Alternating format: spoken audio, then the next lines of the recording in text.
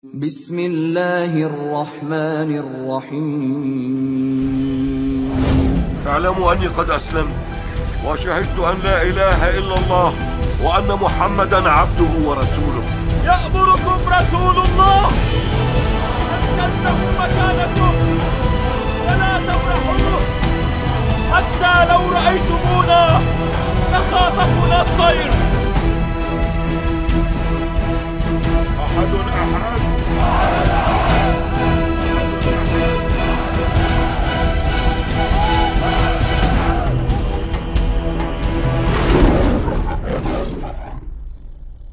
Assalamualaikum warahmatullahi wabarakatuh teman-teman. Jumpa lagi dengan Bam Tri Channel. Alhamdulillah, dan kali ini kami akan menyampaikan sebuah informasi terbaru tentang Utiwati Mena yang kemarin itu sempat viral karena menginjak Al-Quran ketika live di TikTok ya sahabat. Nggak tahu kenapa dan apa tujuannya nenek ini mengarahkan kameranya itu ke kaki yang sedang menginjak Al-Quran ketika live berdebat di TikTok sahabat. Nah, ini yang kemudian viral dan sekarang sudah dilaporkan oleh Daeng ya, tim Apologet Islam Indonesia di Polres Metro Jakarta Selatan. Ini dia ada beritanya di voi.id sahabat dengan judul posting video injak Al-Quran, salah satu akun TikTok dilaporkan ke Polres Metro Jaksel. Oke, ini isi beritanya. Daeng usia 46 tahun sebagai tim Apologet Islam Indonesia mendatangi Polres Metro Jakarta Selatan untuk melaporkan salah satu akun TikTok yang diduga telah melakukan penistaan agama. Pelaku diduga seorang wanita sebagaimana terlihat di dalam video yang berdurasi 3 menit itu. Daeng melaporkan akun TikTok @2118819root karena menurutnya konten itu memperlihatkan aksi menginjak kitab suci agama Islam yaitu Al-Quran. Nah, ini ya sahabat sudah dilaporkan dan sudah ada pemberitaan. Dan tidak hanya di media online seperti ini, juga sudah masuk ke televisi sahabat ya. Ini dia. Menginjak kitab suci agama saat live di media sosial dilaporkan ke polisi. Pembuat laporan adalah kelompok masyarakat yang tergabung dalam organisasi Apologet Islam Indonesia atau AII. Mereka melaporkan kasus penistaan agama ini ke Polres Metro Jakarta Selatan. Objek pelaporan adalah perempuan pemilik akun TikTok @211819root. Ya, itu dia ya dengan akun yang disebutkan tadi yaitu @2118819root. Nah, coba kita telusuri, ini dia akunnya. Akun yang pertama Utiwati Mena ya sahabat.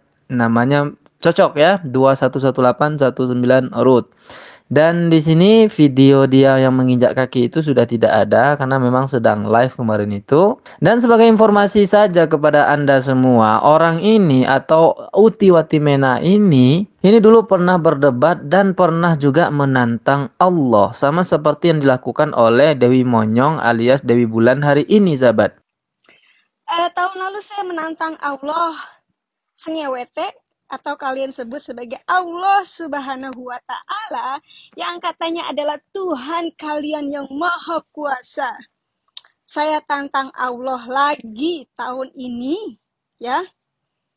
Apakah bisa di dalam satu bulan deh ya.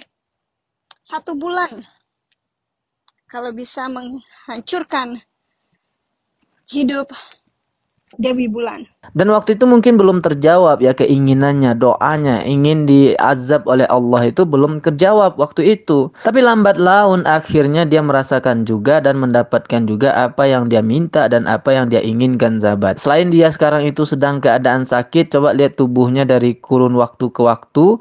Ini dulu dia awal-awal buat TikTok itu masih berisi ya, masih agak gemuk dan kelihatan masih muda. Ini belum lama ini sahabat ya, baru tahun ini nih. Karena dia main TikTok itu baru-baru ini.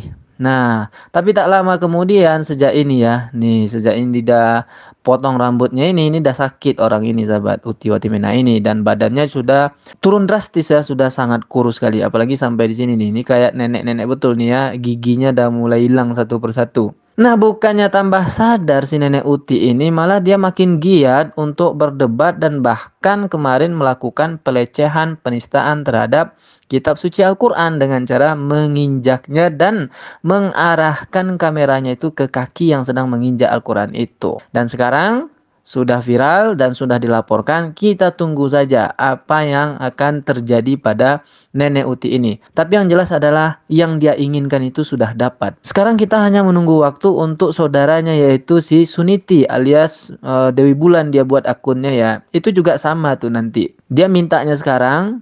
Ya, beberapa hari ke depan, beberapa bulan ke depan, atau beberapa tahun ke depan, dia akan merasakan dan mendapatkan apa yang dia inginkan itu. Oke, itu informasi yang pertama ya sahabat.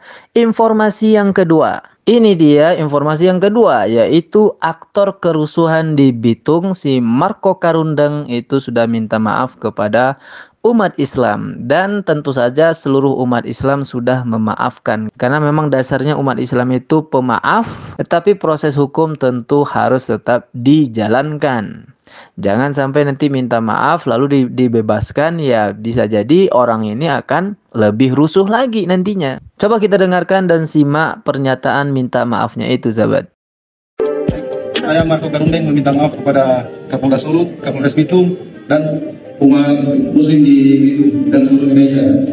Saya tidak ada maksud apa-apa untuk memposting komentar tersebut, dan saya mengakui saya salah, terutama untuk keluarga saya di Nato. Sebagai muslim, saya minta maaf secara pribadi.